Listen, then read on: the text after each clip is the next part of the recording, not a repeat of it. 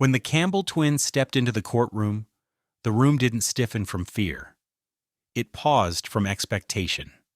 People in Providence had seen loud defendants, careless ones, even arrogant ones. But when those two crossed the threshold, the air carried the quiet promise of commotion. Their entrance said everything. Synchronized strides, matching confidence, glances thrown around as if checking whether the world still bent to their rhythm. Their case looked unimpressive on paper. A routine citation for blocking a fire lane. Yet the clerk's voice stumbled as she read it. Two separate violations, logged at the exact same time, tied to two different cars, each registered to a different Campbell brother. A coincidence like that didn't feel like chance. It felt engineered. Judge Caprio greeted them in the warm, practiced tone he used for minor infractions, but the calm didn't last. Because before he could begin, one brother, the taller one, with the impatient jaw, muttered, "Let's get this moving. We've got a meeting with the city attorney in 20 minutes." A ripple went through the benches, subtle but sharp. A couple of people shifted as if offended on instinct. Others exchanged that look older Americans know well. The one that asks, "Did he really just say that in a courtroom?" The twins insisted on being heard together. They spoke over each other, interrupted the clerk, and corrected small details with the entitlement of men who rarely hear no. The judge didn't reprimand them. Instead, he watched, quietly. His pen stayed still. Then the clerk continued reading, and the strangeness deepened. Both cars had been seen in different parts of the city less than an hour before they were photographed blocking the emergency exit. Both were parked illegally at the same minute. The timeline bent in ways that didn't fit their casual confidence. Caprio raised an eyebrow. Just one, barely perceptible. But he didn't challenge the inconsistency yet. The room, however, felt the shift. People leaned forward. Even the soft hum of the old ceiling vent seemed to slow. The judge leaned in slightly, folding his hands. "All right, gentlemen. Why don't you tell me what happened? One at a time this time." The twins paused, surprised by the calm firmness beneath his words. The courtroom fell silent in a way that wasn't ordinary. Not the hush of routine hearings, but the heavy quiet that comes right before something unexpected breaks the surface. And everyone understood the same thing at once. This wasn't going to stay a simple parking violation. The twins didn't look like troublemakers at first glance. Well-dressed, composed, polished in the way children of influence often are. But their manner in the courtroom revealed everything their suits tried to hide. Jack, sharp-edged and restless, kept tapping a finger against the table as if counting down the seconds until the world aligned with his plans again. Evan sat straighter, quieter, but his stillness carried calculation. He scanned the room with the caution of someone used to slipping out of blame rather than facing it. They introduced themselves with a tone, suggesting they expected recognition. The judge gave none. Jack started the explanation. They were headed to a community initiative meeting, parked just for a moment, and returned to find citations. He said it with a friendly smile that didn't reach his eyes. Evan nodded along, eager to reinforce the tidy narrative. But the illusion cracked quickly. Jack added, "If emergency services needed the lane, they have alternate routes." The words hung in the air like a cold draft. A few older spectators shook their heads. One woman pressed her lips tightly, offended by the casual dismissal of something so sacred to her generation, the reliability of first responders. The twins, oblivious, kept smoothing their version of events. Judge Caprio listened without interruption, though his gaze sharpened when their details began to diverge. "So who was driving which car?" he asked. A simple question, but it rattled them instantly. Evan answered, "I drove the sedan." Jack cut in, "No, that was me. You took the SUV." A beat of silence. Evan's leg shifted under the table. Jack nudged him with a quick, irritated motion. Their eyes flashed at each other. Not annoyance, but alarm. The judge didn't comment. He waited. Trying to recover, Jack added, "We switch cars all the time. Habit." Evan forced a smile that looked more like strain than charm. Then the clerk read a line from the police report neither brother seemed prepared for. Witness stated the driver of the second vehicle appeared frightened. The word ricocheted through the courtroom. Evan's shoulders stiffened. Jack's jaw tightened. Something unspoken passed between them. A warning, a plea, a reminder of whatever agreement they had before walking in. A low murmur spread across the benches. People glanced at one another, sensing the quiet unraveling of the story they'd been fed. Judge Caprio lifted the document slightly, as if weighing more than paper. "Frightened," he repeated softly. Not accusing, just observing. The tension didn't burst. It deepened, rooting itself in every pause, every twitch of the brothers' carefully rehearsed poise. "I'm not here to assume anything," the judge said calmly, "but this suggests there's more to your morning than parking choices." Evan swallowed hard. Jack's foot tapped faster. For the first time since entering the courtroom, the twins looked less like men accustomed to control, and more like two people standing on the edge of a truth they desperately hoped wouldn't surface. Judge Caprio shifted the file slightly, enough to draw the brothers' attention without raising his voice. "Let's clarify something," he said. "You claim you arrived together, yet both cars were photographed in violation at the exact same minute, and earlier that hour, they were in two different neighborhoods."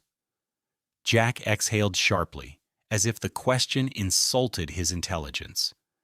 Evan folded his hands too tightly, his knuckles paling. "We met up later," Jack said. "That's not what you said before?" The judge replied, his tone unchanged. Their composure flickered.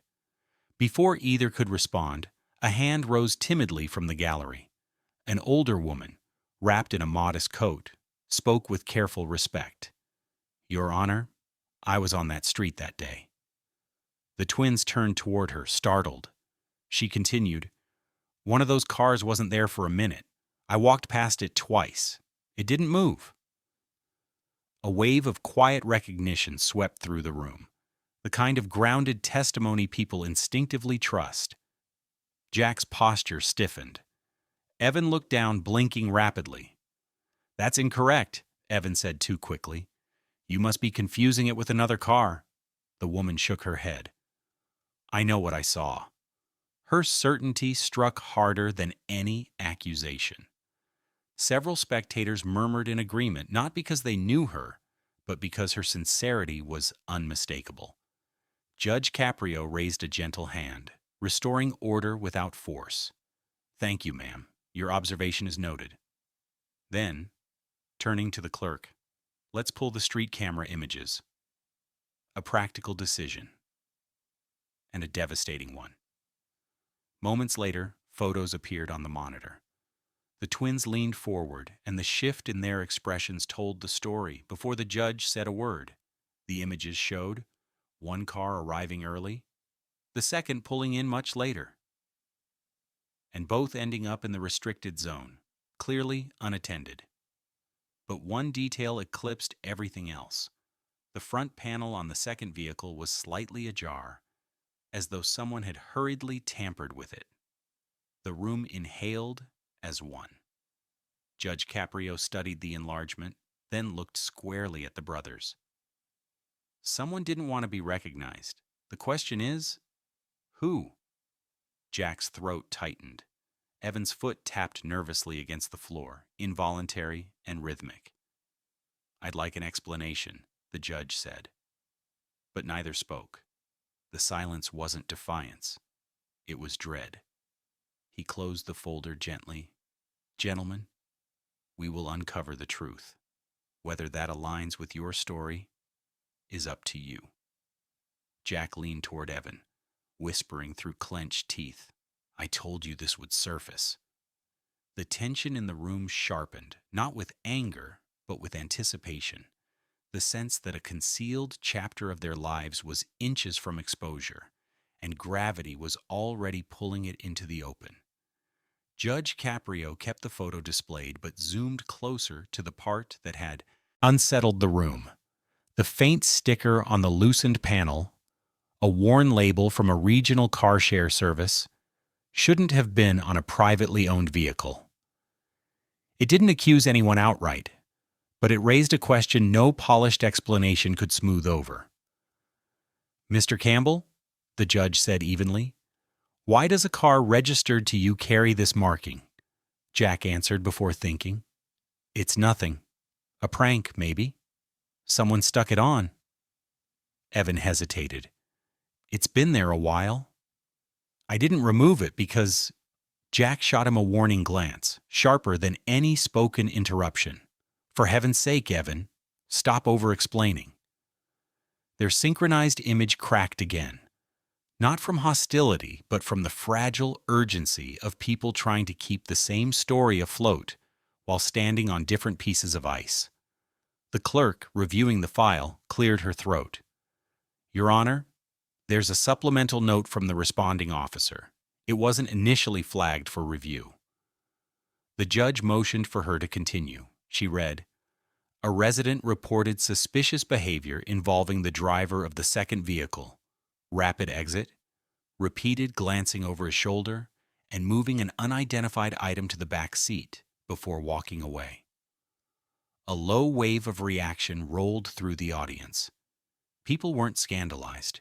They were enthralled by the way a simple parking violation was beginning to resemble the edges of a bigger, more personal story. Judge Caprio shifted his gaze to the brothers. "What was in the back seat?" Neither answered. They didn't even attempt to lie. The silence was thick, almost offensive. Jack finally murmured, "It's irrelevant." The judge's tone softened instead of hardening. "Irrelevant is not your decision to make." He didn't lecture. He didn't raise his voice. That restraint made the moment feel heavier. The brothers seemed to shrink a little, not physically, but in certainty. Whatever control they believed they carried into the courtroom had long since slipped through their fingers. Evan's composure wavered. His breathing quickened. His eyes kept darting toward the photo as if seeing more than a loosened panel, as if seeing the morning he desperately wished he could redo. Caprio leaned back, giving them the room to speak. "This case isn't about technical violations," he said quietly. "It's about honesty. Something is being protected here." Jack clenched the edge of the table. Evan wiped his palms on his trousers. And then, without warning, Evan broke. "Fine," he blurted out.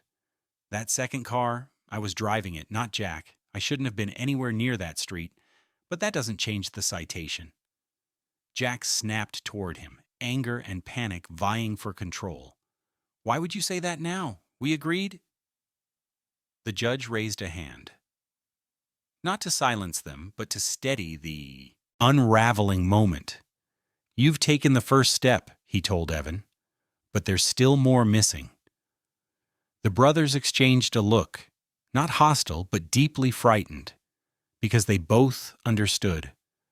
Now that the truth had begun to surface, it couldn't stop halfway. Evan didn't move at first. He sat with his hands locked together, staring at the grain of the table as though the truth he owed the court might be carved into it. When he finally spoke, his voice carried none of the composure he'd rehearsed. "I didn't block that lane on purpose," he said. "I wasn't thinking at all. Jack and I had argued that morning. I left the house angry, grabbed the wrong keys, and drove off without noticing where I even parked." It wasn't dramatic. It was painfully human. The kind of confession older spectators recognized instantly.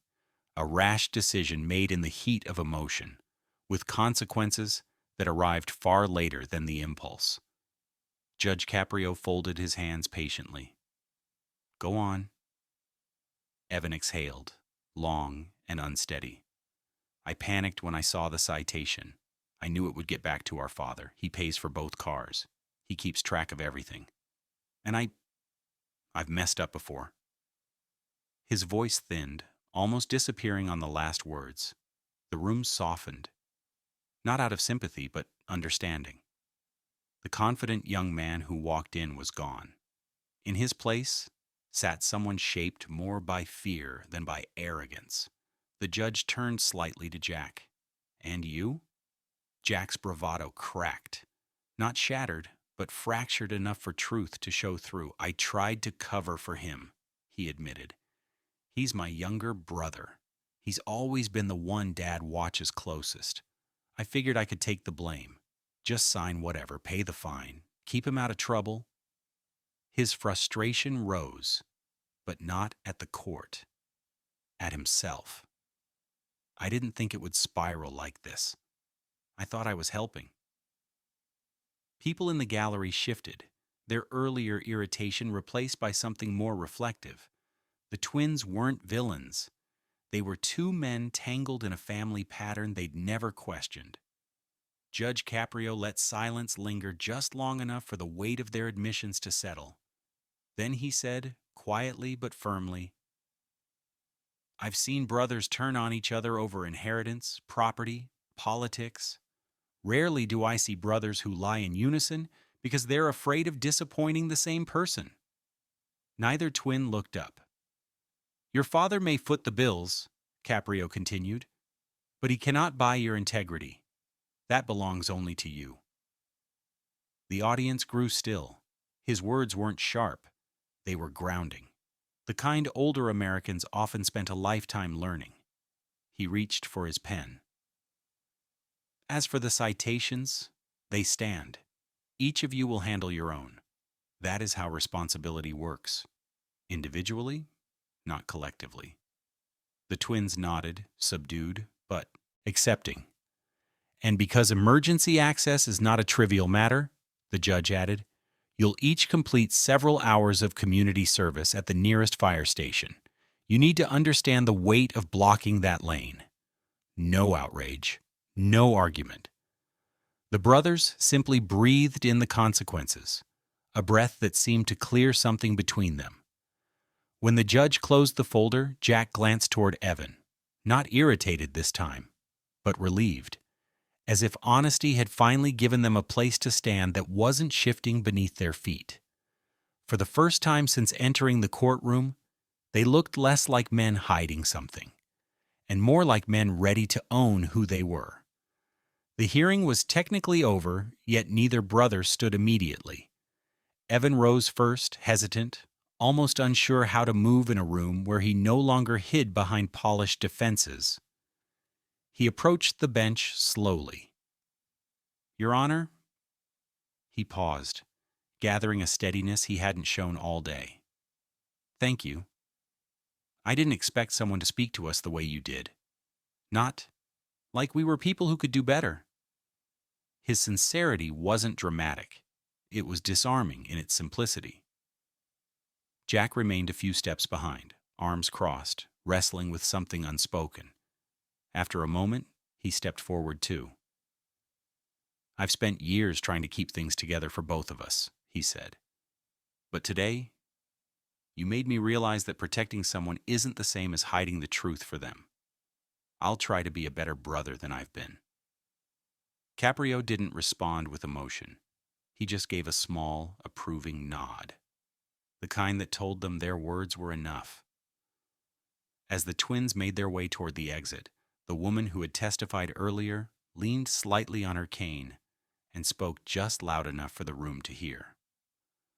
"Well, it's about time someone taught those boys to pay attention." Several spectators chuckled quietly, but it wasn't ridicule. It was affectionate, almost hopeful. One man near the aisle murmured, "You know, they might actually straighten out. Looks like they've been waiting for someone to hold them to a standard." Their comments drifted after the brothers as they stepped through the door, not as judgment, but as a subtle encouragement, a rare kind of send-off. When the room settled again, Judge Caprio remained at the bench. The clerk handed him the next file, a slim folder with a printed label. He set it down, intending to move on, but something on the cover caught his eye: the address. He tapped the corner thoughtfully. "Another case?" he asked. The clerk nodded. "Yes, Judge. Also concerning parking issues near the same building." A faint, wry smile touched his face. Not amusement, but recognition of the curious patterns that stitched everyday justice together. "Well," he said softly, almost to himself, "Providence never runs out of stories." The gallery prepared for the next hearing. Papers shuffled, benches creaked. The soft murmur of conversation flickered through the room. Yet beneath the ordinary sounds lingered a quieter resonance, the kind that follows a moment of truth, when people witness someone confront themselves and come out different on the other side. Before calling the next case, Caprio glanced once toward the door the brothers had exited, as though considering the invisible line between discipline and compassion. "We all stumble," he murmured, adjusting his glasses. "What matters is whether we learn." The courtroom fell still again, ready for whatever came next. And though the Campbell twins were gone from the room, their story left a final echo, not of scandal, but of something far rarer: the possibility of change.